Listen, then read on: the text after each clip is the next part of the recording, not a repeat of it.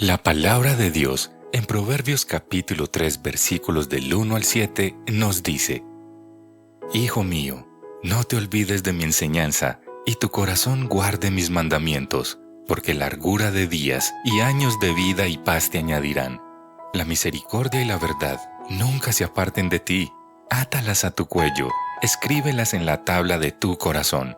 Así hallarás favor y buena estimación ante los ojos de Dios y de los hombres. Confía en el Señor con todo tu corazón y no te apoyes en tu propio entendimiento. Reconócele en todos tus caminos y Él enderezará tus sendas. No seas sabio a tus propios ojos, teme al Señor y apártate del mal.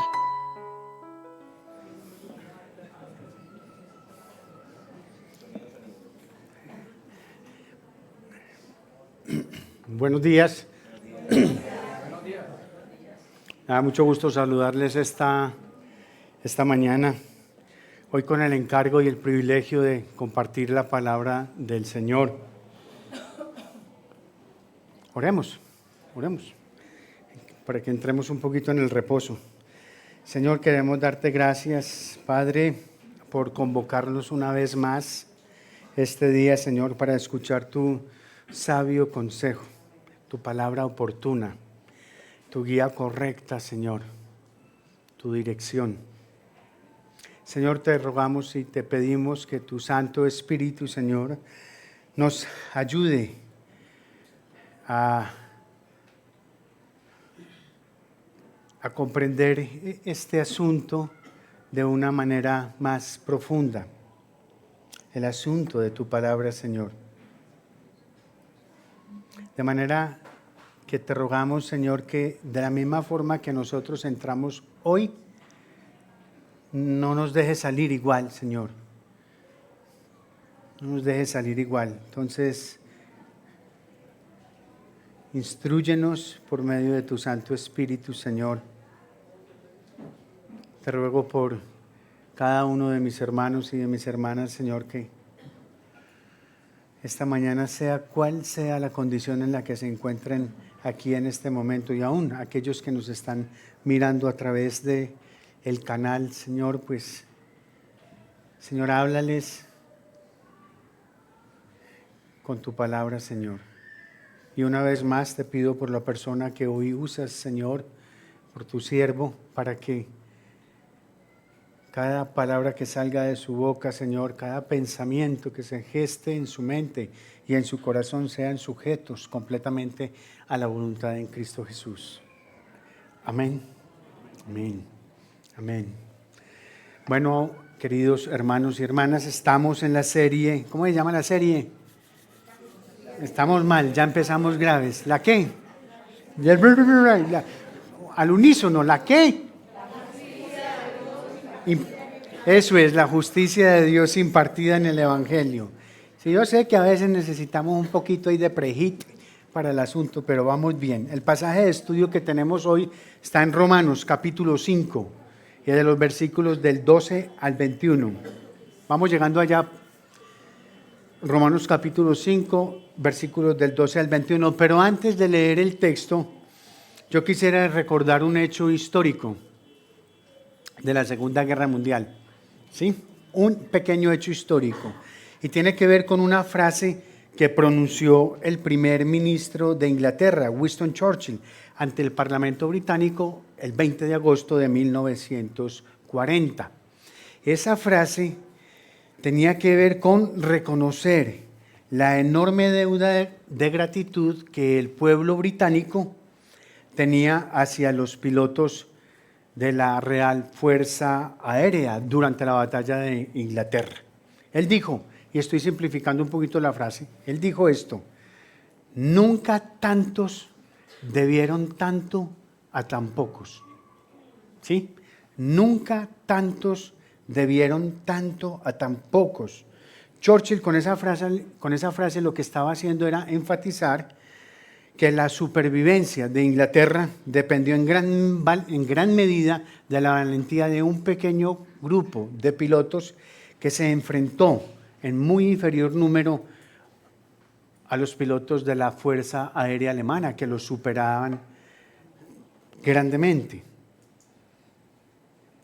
Esos pilotos durante 4 meses, luchando en el aire, lograron defender el espacio aéreo británico y evitar la invasión nazi a la Gran Bretaña.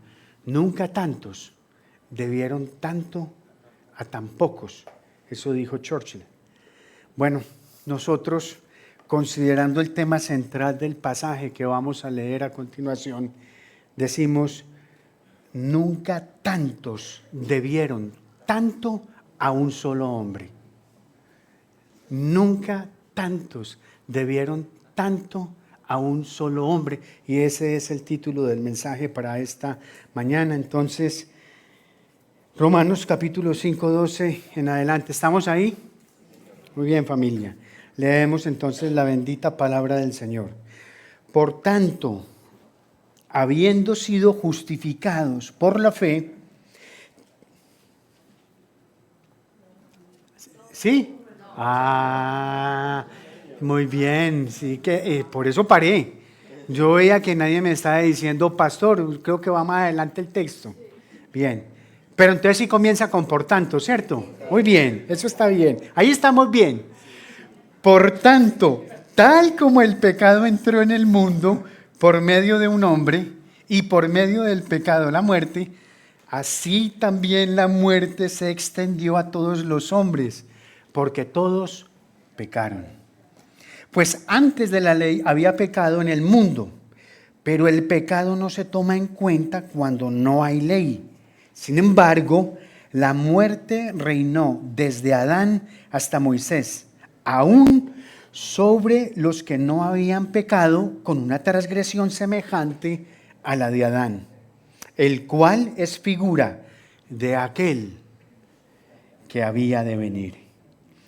Pero no sucede con la dádiva como con la transgresión. Porque si por la transgresión de uno murieron los muchos, mucho más la gracia de Dios y el don por la gracia de un hombre, Jesucristo, abundaron para los muchos. Tampoco sucede con el don como con lo que vino por medio de aquel que pecó. Porque ciertamente el juicio surgió a causa de una transgresión, resultando en condenación. Pero la dádiva surgió a causa de muchas transgresiones, resultando en justificación. Porque si por la transgresión de un hombre, por éste reinó la muerte, mucho más reinarán en vida por medio de un hombre, Jesucristo, los que reciben la abundancia de la gracia y el don de la justicia. Así pues, tal como por una transgresión resultó la condenación de todos los hombres, así también por un acto de justicia resultó la justificación de vida para todos los hombres.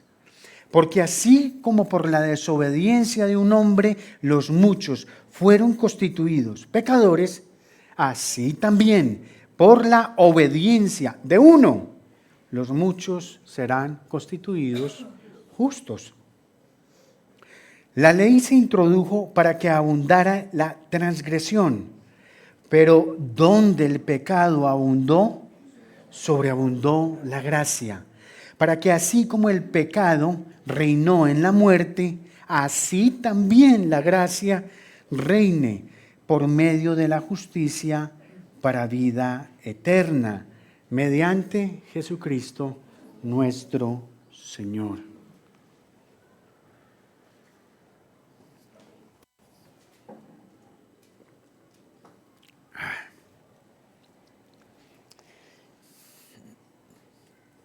Tremendo texto, ¿no? Algunos dicen que probablemente sea uno de los textos más complejos en la carta a los romanos. Escuché a algún teólogo alguna vez referirse con relación a esta carta, lo que Pedro decía en la primera carta, capítulo 3, versículo 16, que se refería a las escrituras de Pablo como algunas escrituras que eran difíciles de entender. Pero bueno, el punto principal de lo que leímos es que Cristo ha hecho por todos los que están en Él mucho más ¿sí? Versículos 15 y 17 están diciendo mucho, mucho más. Ahora, esa frase o esa expresión, mejor, mucho más, que se usa aquí, está en un contexto de absoluta certeza. Es decir, Pablo está enfatizando que nosotros tenemos una seguridad mayor, que tenemos una mayor confianza o quizás una mayor convicción en la verdad de lo que él está afirmando en estos versículos a través de la comparación o el contraste que él está haciendo entre Adán y Cristo. El tema principal de la carta a los romanos, desde el capítulo 1 y desde el versículo 17 en adelante, ha sido la doctrina de la justificación por la fe. De eso ha estado hablando Pablo durante estos 5 capítulos. Que los creyentes somos declarados justos ante Dios, no sobre la base de nuestra propia justicia, sino sobre la base de la justicia de Cristo, que es recibida mediante ¿qué? Mediante la fe, dice la palabra. Y ahora, entonces, en este texto que acabamos de leer, Pablo está terminando esta enseñanza general, global, con un mayor detalle. Y ese mayor detalle es comparar y contrastar el efecto de la obediencia de Cristo con la desobediencia de Adán. Por eso entonces, hermanos, que la propuesta que tenemos esta mañana para ustedes es abordar esta enseñanza con este siguiente enfoque. Número 1, el legado de Adán.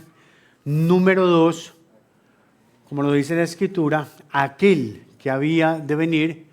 Y en tercer lugar, la gracia triunfa a través de la justicia. Número 1, el legado de Adán. Número 2, sobre aquel que había de venir. Y número 3, la muerte se propagó. Número 3, la gracia que triunfa a través de la justicia. Ahora sí, pues entremos en materia. Primer punto, el legado de Adán. En el versículo 12 se nos delinea un poco el proceso secuencial de 3 fases que enmarca la historia humana hasta Cristo. Más o menos eso es lo que dice el versículo. En primer lugar, el pecado entró al mundo por un hombre, y ese hombre se llamaba Adán. En segundo lugar, la muerte entró al mundo por el pecado, al igual que el castigo por ese pecado. Y número 3, la muerte se propagó a todos los seres humanos porque sencillamente todos, ¿qué? Todos pecaron. Así es que concluye el versículo 12. Dice, porque todos pecaron. Estén pegaditos ahí a la Escritura, mis amigos, porque es clave para entender un poco lo que el apóstol nos quiere enseñar acá. Porque todos pecaron. Ahora, yo esto lo he dicho en varias ocasiones. Nuestro idioma español es una lengua romance muy hermosa, tiene muchísima riqueza gramatical, pero la verdad sea dicha, se queda corto, y yo pienso que eso es una constante más o menos con gran parte de los idiomas del mundo, que se quedan cortos para poder resaltar el contenido, la belleza, la hermosura de la palabra del Señor. La Escritura es una perla preciosa y no siempre los lenguajes que tenemos nos permiten poder ver y evidenciar eso. Y esto es precisamente algo de lo que sucede con esta expresión, porque todos pecaron, ¿sí? Porque todos pecaron. Esa frasecita que está al final del versículo 12.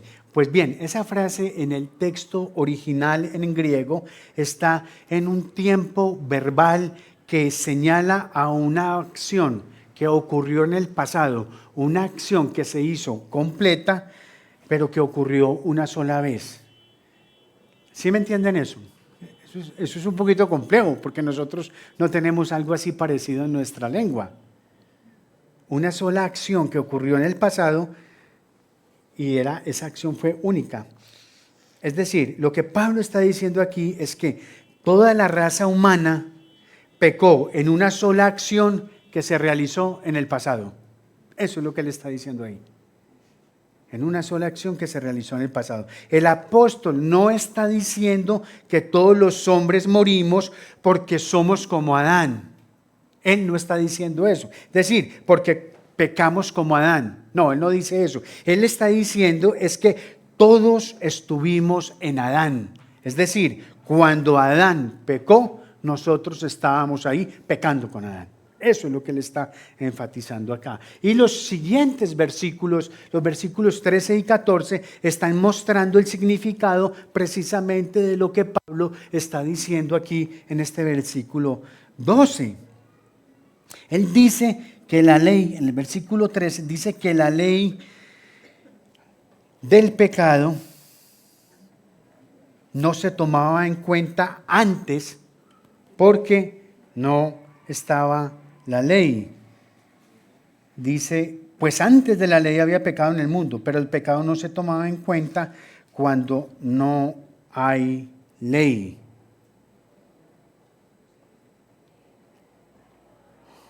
Sin embargo, a renglón seguido él dice, sin embargo, la muerte reinó desde Adán hasta Moisés, aún sobre los que no habían pecado con una transgresión semejante a la de Adán. La Escritura, y lo vimos semanas atrás, el predicador nos lo enseñó, en Romanos capítulo 2, versículo 15, se nos dice que hay una culpa real para la gente que no tenía la ley de Moisés, ¿sí? Porque tenían la ley de Dios escrita. ¿En dónde? En sus corazones. Eso dice el versículo 15. Capítulo 2, versículo 15 dice. Porque muestra, hablando de los gentiles que no tenían ley y que la cumplían por instinto, él dice, porque muestran la obra de la ley escrita en sus corazones, su conciencia, dando testimonio, y sus pensamientos, acusándolos unas veces y otras defendiéndoles. Estaba escrita la ley de Dios en sus corazones. Y el versículo siguiente, el 14, agrega, la muerte reinó desde Adán hasta Moisés, aún sobre los que no habían pecado con una transgresión semejante a la de Adán. Morían aquellos que ni siquiera habían pecado de la manera que pecó Adán. ¿Sí? Está diciendo que la muerte la experimentaron aquellas personas que no hicieron lo que Adán hizo. En otras palabras, lo que Pablo está diciendo aquí, hermanos y hermanas, es que no son nuestros pecados individuales los que nos condenan, sino el pecado que cometió Adán, que nosotros cometimos con él y que por supuesto nosotros heredamos. Eso es lo que el apóstol está enfatizando acá.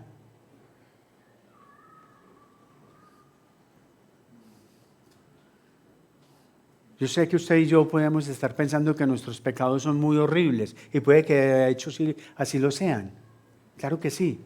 Y que tenemos que luchar a diario con esos pecados. Es cierto, pero nuestra condenación no depende de esos pecados individuales. Nuestra condenación depende del pecado que cometió el primer hombre y que su descendencia heredó. Es lo que nos está diciendo aquí Pablo. Somos culpables por lo que Adán hizo. El reverendo John Stott lo expresa así, y abro comillas. Él dice, no podemos señalar con el dedo a Adán con una inocencia farisaica porque nosotros participamos en su culpa. Y es porque pecamos en Adán que hoy morimos. Cierra comillas. Es muy importante tener claro esto.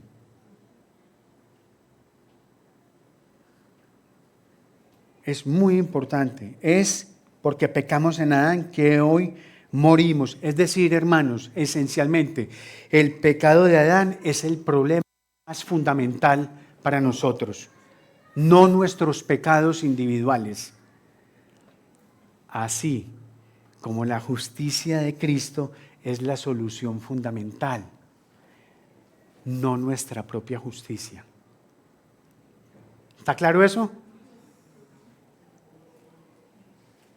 En pantalla, hermanos, entonces podemos ver los versículos en los que se enfatiza nuestra condición en relación con Adán. Usted puede ver ahí, por la transgresión de uno murieron los muchos. En el 16, el juicio surgió de una transgresión, la de Adán, resultando en condenación por la transgresión de uno solo, Adán. Por uno solo reinó la muerte, dice el versículo 5:17. Ahí está claramente lo que nosotros, la condición nuestra en relación precisamente con lo que hizo Adán. Miren bien esos versículos, hermanos, porque Pablo nos está enseñando aquí que el poder del pecado penetra en la vida y corrompe toda nuestra naturaleza humana. Para Pablo es completamente evidente que el pecado persistente en el corazón de los hombres es parte de lo que entró al mundo a través de Adán. Y hermanos, es que el pecado es una cosa muy compleja. Yo lamento mucho, generaciones atrás a la nuestra se relacionaban con este texto de mejor manera que nosotros. Pero nuestra generación, hasta la palabra pecado, como ya la desvirtuó completamente, pecado es un asunto de dietas, ¿cierto? Ay, qué pecado, me comí un pedacito de dulce. Pequé porque me comí una torta de más, esa hojaldre.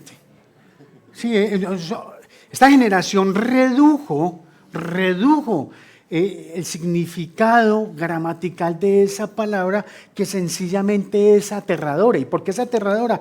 Mire lo que Pablo nos va a mostrar acá. Todas las personas se vuelven pecadoras en su naturaleza y comportamiento.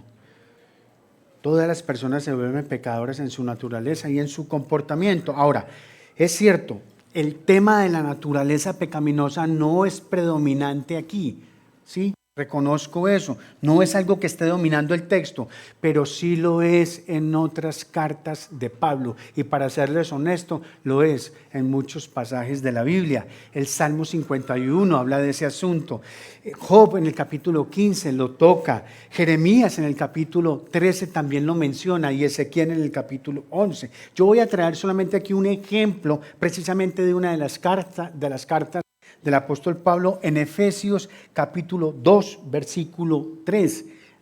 Nos ayudamos con él en pantalla.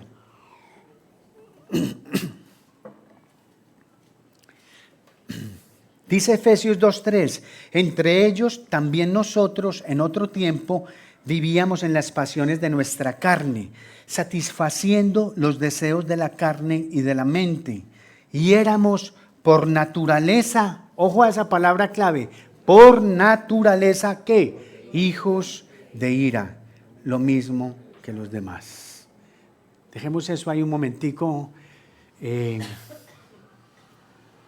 Tommy, por naturaleza. La clave de este texto es la palabra por naturaleza. Por naturaleza, ¿qué somos? Somos hijos de ira. Es decir, hermanos, entiendan bien, algo pasó. Algo nos sucedió en el pecado de Adán que alteró toda nuestra naturaleza humana. Algo pasó allí. Somos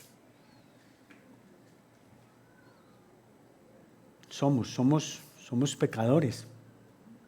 Sí, no solo pecamos, sino que por naturaleza somos pecadores, somos corruptos, somos perversos.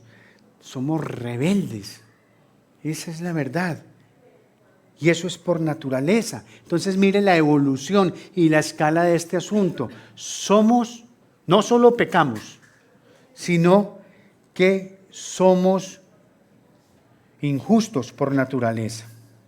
Ahora, Pablo expresa este asunto del pecado de una manera tremenda en el capítulo 3 de la carta que estamos estudiando, y en el versículo 9, él dice, Romanos 3:9, dice en la parte B, tanto judíos como griegos están todos, ¿cómo? Bajo pecado, es lo que dice, todos estamos bajo pecado. Y la idea central de los siguientes versículos que hay ahí del 10 al 12 es que la situación está grave, porque dice, no hay justo, ni aun uno, no hay quien entienda, no hay quien busque a Dios, todos se han desviado, a una se hicieron inútiles, no hay quien haga lo bueno, no hay ni siquiera uno, no hay ni siquiera uno.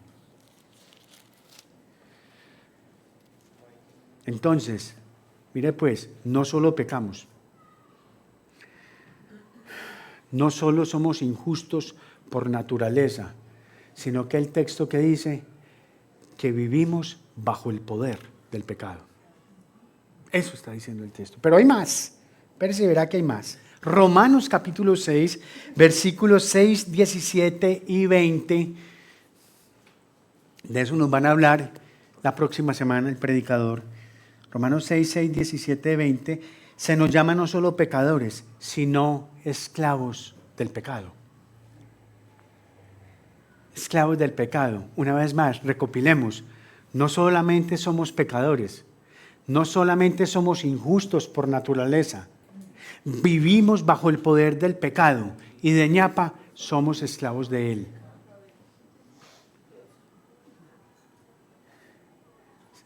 ¿Cierto que es más que una dieta? Sí, claro. Es más que una dieta, hermano. Esa es la condición de todos los seres humanos desde que el primer hombre pecó. Así estamos, en la inmunda. Y, pues, para usar una expresión del ugarítico antiguo, ¿no? Y ante una realidad tan terrible para el ser humano como esta, es que se hace totalmente necesaria y absolutamente imprescindible la presencia de aquel que había de venir. Y ese es nuestro segundo punto, hermanos. Aquel que había de venir. Finalizando el capítulo 14, finalizando el versículo 14, justo después de decir que la muerte reinaba sobre quienes no pecaban, ¿sí? Sobre quienes no pecaban personalmente contra una ley conocida como Adán, Pablo hace una declaración tremenda. Si lo pueden ver, él dice allí, el cual es figura de aquel que había de venir. Y la pregunta casi que obligada es, bueno, ¿y de qué manera es Adán figura de aquel que debía de venir? Bueno, para empezar, somos semejantes son semejantes por cuanto ambos representan a un determinado grupo de personas. Tanto Adán y Cristo representan a un grupo de personas. Y lo que ellos hicieron para bien o para mal, se transfiere a esas personas a quienes ellos representan. ¿Sí? En 3 versículos se establecen estas cosas. Siguiente. Ahí están los versículos 16, 18 y 19. Pablo, entonces, hace un contraste de obras y contrasta las obras de Adán y de Cristo. Siguiente. Y las contrasta de 2 maneras. La primera, las motivaciones del corazón fueron diferentes. Miren allí en el cuadrito que nos ayuda un poquito a clarificar esta idea. Pablo llama pecado a la obra de Adán y a la obra de Jesús la llama dádiva. En esencia lo que Adán hizo fue un acto de autoexaltación y lo que hizo Jesús fue un acto de autosacrificio. La acción de Adán tuvo un quebrantamiento de la ley, pero la acción de Jesús fue un acto de justicia, dice el versículo 18, y fue un acto de obediencia, dice el versículo 19. Es decir, que la acción de Jesús completa fue un total cumplimiento de la ley. Quizás por eso recordamos las palabras que él mismo dijo en algún día: yo no vine a abolir la ley, yo vine fue a cumplirla, y la cumplió. Y en segundo lugar, las consecuencias de sus obras son diferentes. La obra de Adán terminó ¿en qué? En muerte. mientras que la de Cristo resulta en vida. La obra de Adán terminó en condenación y la obra de Cristo terminó en justificación. Los efectos de la obra de Cristo deshacen totalmente los efectos de la obra de Adán. El resultado del pecado de Adán es que reinó la muerte. Sin embargo, Pablo no dice que en Cristo la vida eterna, sino que nosotros reinamos en vida, es lo que dice Pablo, versículo 17. Estén ahí conmigo, que no vaya a resultar que yo esté diciendo herejías. Versículo 17 dice: mucho más reinarán en vida por medio de un hombre, Jesucristo. Es decir, hermanos, que el reinado de Cristo nos hace reyes a nosotros, pero el reinado del pecado nos hace esclavos. El contraste es absolutamente total entre la obra de Adán y Cristo. Algo más que decir de este paralelo que Pablo está trazando al colocar a Adán como modelo de Cristo, y es el siguiente, y esto es importante: las consecuencias judiciales del pecado de Adán son experimentadas por toda su descendencia. Ojo, no porque cometan individualmente pecados como él, sino por estar en él, y por eso es que el pecado de él nos ha sido atribuido a nosotros.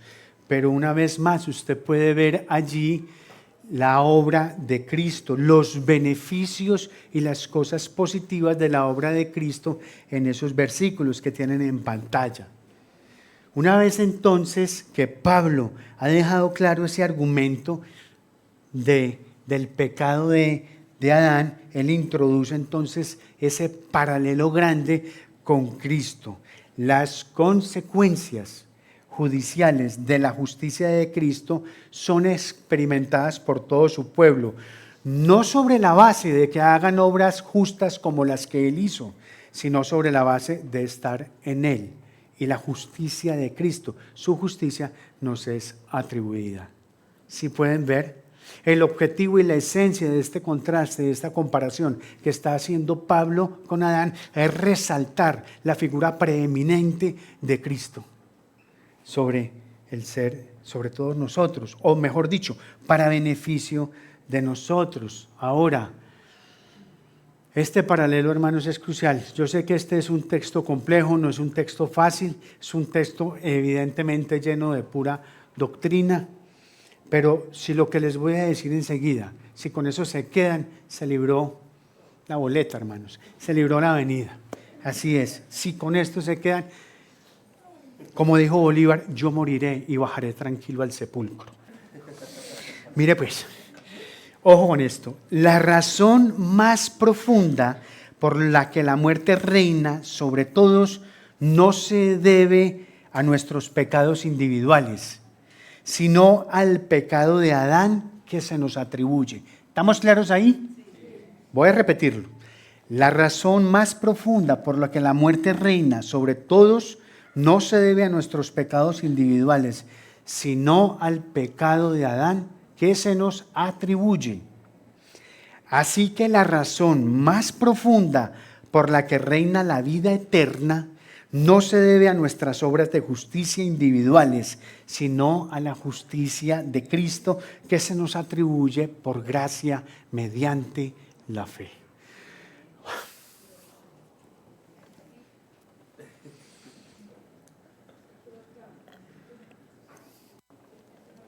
Si eso lo tenemos claro, hermanos, usted va a ver entonces que nuestras obras de justicia no son más que trapos de inmundicia delante del Señor. Nada de lo que nosotros hacemos, lo cual a nosotros nos debe conducir es a apreciar como un mayor tesoro, como algo muy, pero muy, muy valioso lo que se nos ha dado, la gracia que se nos ha extendido. Si nosotros no tenemos una consideración muy grande, escúcheme bien, si no tenemos una consideración muy grande por el pecado, nosotros no vamos a apreciar la gracia. Por eso esta generación y aún grandes sectores de la iglesia cristiana tienen problemas con este asunto. Porque al pecado se le llama error, se le llama falta. Me deslicé, se me fue, no consideré. Y evitamos mucho, se evita mucho la palabra pecado. Y lo que les decía, y cuando se usa es con otros fines o con otros entendimientos. Probablemente debido a eso es que muchas personas no logran apreciar la magnitud de la gracia.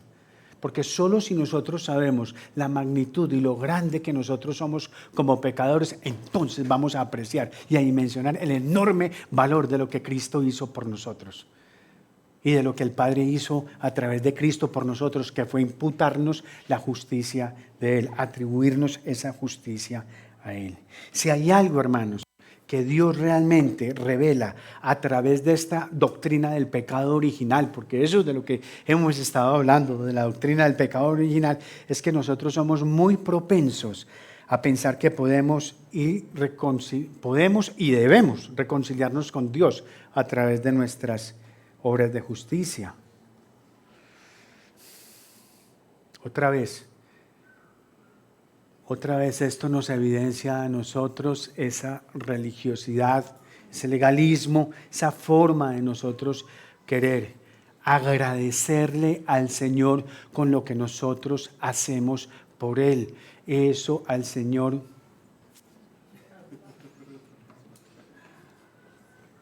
le resbala. Por no decir lo que, pero le resbala. Eso no vale para Él. ¿Qué es lo que quiere el Señor de nosotros? Obediencia. No te lo reveló ni carne ni sangre, Juan Camilo. Obediencia. Es que fue lo que Cristo hizo. Fue obediente. Padre, no se haga mi voluntad, sino la tuya. Fue obediente. Así como aquel fue desobediente, Cristo fue obediente. Una obediencia que descansaba en la más absoluta confianza en su Padre. Eso es. Yo creo que esto nos debe ponernos a reflexionar en este momento, hermanos, si nosotros debemos seguir exhibiendo nuestras obras de justicia al Señor. Ahora, yo sé, usted me dirá, no, yo nunca hablo de eso, yo nunca menciono de eso.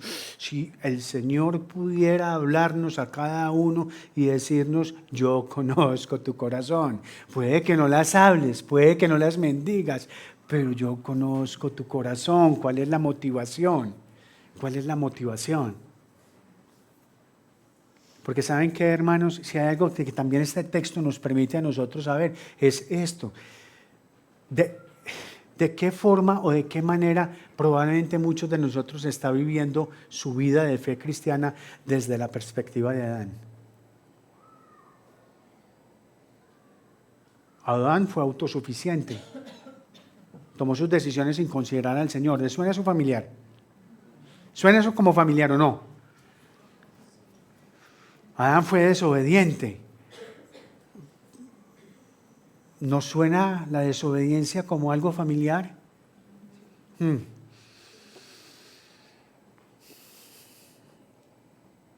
Si este texto nos muestra parte de eso, hermanos. Este texto nos muestra parte de eso. De que es probable que muchos llevemos una vida de fe al modelo y al estilo de Adán. Pero lo otro, que es todavía peor, que algunos estemos viviendo nuestra vida de fe descansando en nuestras obras de justicia. Porque ahí estamos completamente mal. Eso no le sirve al Señor. Nosotros debemos pararnos delante del Señor y considerarnos como pecadores indefensos, que necesitamos su misericordia y que dependemos únicamente de la justicia de Cristo. Es que eso lo reafirma la Escritura en distintos pasajes. Mire, por ejemplo, lo que dice Tito en el capítulo 3, versículo 5. Ahí en pantalla lo pueden leer. Él nos salvó. Mire lo que agrega Pablo. Él nos salvó. No por las obras de justicia que nosotros hubiéramos hecho, sino conforme a su misericordia por medio del lavamiento de la regeneración y la renovación por el Espíritu Santo, que Él derramó sobre nosotros abundantemente por medio de Jesucristo nuestro Señor. Y ojo a eso, para que justificados por su gracia fuéramos herederos según la esperanza de vida eterna. Tiene que haber un problema muy grande con el ser humano y con el creyente para que un apóstol dedique tantas porciones de la Escritura a lo largo de distintas cartas, en distintos escenarios, a distintas congregaciones, en diferentes ciudades, para que él esté afirmando una y otra vez que no es por nuestras obras, sino que es por la justicia de Cristo. Algo tiene que estarnos comunicando a nosotros esto esta mañana, hermanos. Algo nos debe comunicar. A esto le debemos poner 5 sentidos. En esto tenemos que ser atentos y obedientes. Porque son precisamente las obras nuestras las que nos delatan. Nos delatan. Siempre. O nos delatan para bien o nos delatan para mal. O nos delatan para que las personas digan, hombre, yo conocí a esa persona antes de cambiarse de religión y de ir por allá y andar con un libro negro debajo del sobaco. Yo siempre veo esa persona, y es que esa persona es una persona muy distinta. De verdad que yo sí veo un cambio. O cuando dicen, ¿qué es cristiano? No, en serio, si él es cristiano, no parece, en la unidad tienen otro criterio de él. Hermanos, esto es para que nosotros reflexionemos seriamente en esto. Con eso en mente entonces entramos al tercer punto, que tiene que ver con la gracia triunfa a través de la justicia. Aquí hay algo bien interesante, hermanos, que quiero que le pongamos los 5 sentidos. El capítulo 5 de Romanos comienza y termina con 2 realidades infinitas que se explican entre sí mismas. Y pues por supuesto nos ayudan a nosotros a comprender la magnitud de la ruta o del camino que Dios trazó para la salvación. Observe ahí, vamos al versículo 21 del capítulo 5 para que entendamos un poquito el asunto. Él termina haciendo una apreciación sobre esa realidad infinita de la vida eterna. 5:21 dice, para que así como el pecado reinó en la muerte, así también la gracia reine por medio de la justicia para vida eterna. ¿Sí? Por medio de la justicia para vida eterna mediante Jesucristo nuestro Señor. Es decir, lo que Pablo está diciendo aquí es que el propósito de Dios en la obra de la redención es el triunfo de la gracia sobre el pecado y la muerte para una vida eterna mediante Jesucristo. Así es como está terminando la carta, ¿no es cierto? Muy bien. Romanos capítulo 5 comienza distinto. Vayamos ahí a los primeros 2 versículos. Dice el texto 5:1. ¿No? ¿Estamos ahí? Por tanto, habiendo sido justificados por la fe, tenemos paz para con Dios por medio de nuestro Señor Jesucristo, por medio de quien también hemos obtenido entrada por la fe a esta gracia en la cual estamos firmes, y ojo a esto, y nos gloriamos en la esperanza de la gloria de Dios, en la esperanza de la gloria de Dios. Aquí Pablo entonces, en lugar de decir que nuestra esperanza es la vida eterna, que es lo que dice en el versículo 21, él está diciendo que nuestra esperanza es la gloria de Dios. Nos gloriamos en la esperanza de la gloria de Dios. Ahora, es importante que entendamos esto, amigos y amigas. Cualquier tiempo que no sea la eternidad va a ser insuficiente para que una criatura finita como nosotros experimente la gloria de Dios. Necesitamos toda la eternidad para admirar todo lo que hay para admirar, para disfrutar todo lo que hay para disfrutar de la gloria de Dios. Ojo pues, está la realidad infinita. ¿Para qué? Nos gloriamos la esperanza de la gloria de Dios. Y al final del capítulo, la esperanza de la vida eterna mediante Cristo Jesús. La gloria de Dios es todo lo que Dios es para nosotros en toda su grandeza y en toda su excelencia. Dios es infinito, consecuentemente la gloria de Dios entonces es ¿qué? Es absolutamente infinita. Y miren, Pablo resalta este concepto con la frase las riquezas de la gloria y lo hace a lo largo de distintos pasajes de la Escritura. Mire lo que dice en Romanos capítulo 9, versículo 23, para dar a conocer que las riquezas de su gloria sobre los vasos de misericordia que de antemano Él preparó para gloria. Romanos 9, 23. Efesios 1, 18. ¿Cuáles son las riquezas de la gloria? De su herencia en los santos. Otra vez, las riquezas de su gloria. Y en Filipenses, capítulo 4, verso 19. Y mi Dios proveerá a todas sus necesidades conforme a ¿qué? Conforme a sus riquezas en gloria. ¿En quién? En Cristo Jesús. Las riquezas de la gloria. Pablo está destacando entonces el hecho de que la gloria es un tesoro del tamaño inmenso del Señor. No se puede agotar la gloria de Dios, porque es tan gigantesca como el Señor mismo. Entonces, nosotros no vamos a poder tener una vida aburrida, no hay forma.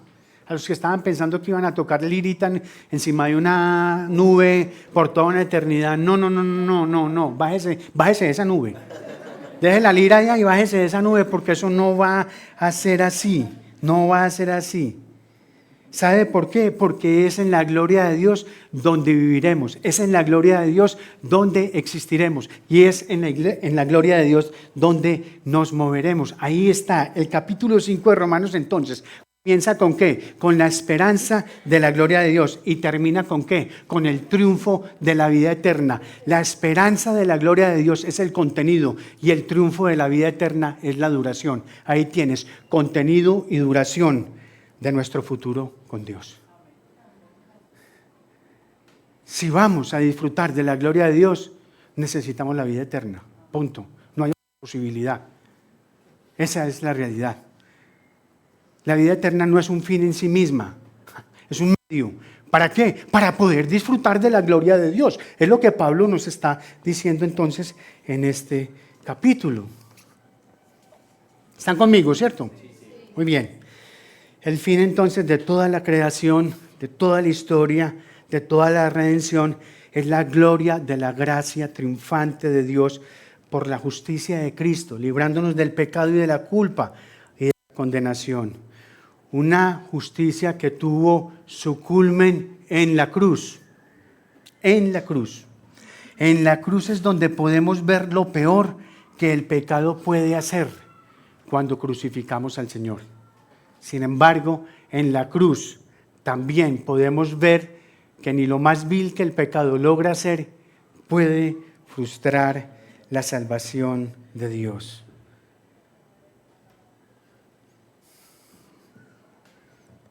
En la cruz la gracia destruye el pecado y la viuda, oiga pues, la vida triunfa sobre la muerte. La vida triunfa sobre la muerte. El primer Adán no tiene, hermanos, la última palabra, para nada. Pero el segundo Adán, Cristo, que fue el representante perfectamente obediente, sí la tiene. Y ojo con esto, querida iglesia, no hay esperanza sin Cristo, pero sí hay esperanza segura con Él y en Él. Una vez más, no hay esperanza sin Cristo, pero sí hay una esperanza completamente segura en Él y con Él. Por eso, hermanos, por esa razón es que nunca tantos debieron tanto a un solo hombre, Jesucristo, Señor nuestro. El canto de Evan Craft, que hemos cantado en tantas ocasiones acá, dice: mi alma cantará de tu amor sin final, 10,000 años y para siempre más. 10,000 años para ver, 10,000 años para admirar, 10,000 años para disfrutar la gloria de Cristo. ¿Qué le parece? Fascinante, ¿no? Pues bien, ahí apenas estaremos comenzando. Amén. Vamos a tener tiempo de la cena con el Señor. Vamos a hacer una oración mientras los músicos se acercan.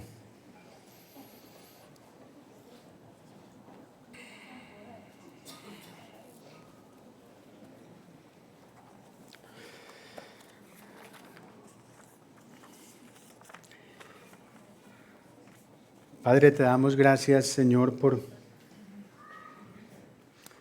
tu palabra hoy. Vamos a recordar, Señor, este acto, Señor, que tú estableciste que se hiciera hasta que tú volvieras, Señor, hasta que nos volviéramos a encontrar contigo. Tú dijiste: no volveré a tomar de esta copa, sino hasta el final. Hoy recordamos, Señor, con este acto, tu justicia, Señor, la magnificencia de nuestro Padre, que a bien tuvo, Señor, sin nosotros merecernos absolutamente nada, sin nosotros tener nada que mostrar en favor nuestro, pero solamente porque a Él le plugó, Señor, hacerlo, permitirnos nuestra reconciliación con Él mediante la justicia que recibió Cristo en esa cruz, justicia que fue atribuida directamente a nosotros. Hoy somos justificados no por nosotros mismos, de ninguna manera. Somos justificados por el justo, por aquel que había de venir. Gracias, Señor, por ese privilegio. Yo reconozco, hermano, que tantos mis hermanos como nosotros tenemos a veces dificultades para comprender la magnitud y el tamaño de lo que estamos hablando aquí. Es que fue una humanidad completa la que pecó, una humanidad completa la que está bajo condenación, Señor. Y solamente mediante la fe en tu Hijo Jesucristo, Señor, nosotros salimos de esa condición de pecado, nosotros salimos de esa condición de muerte y somos llamados a vida eterna, Señor. Señor, gracias por la justicia que nos has atribuido mediante tu Hijo Jesucristo y por medio de la fe.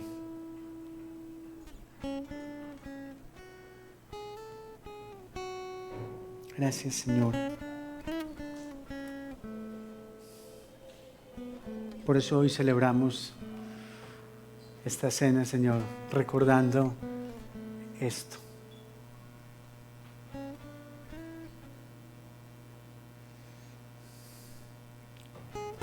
Recordando esta gran verdad, Señor, de que si el pecado entró por un hombre, la esperanza y la salvación llegó por tu precioso y bendito Hijo.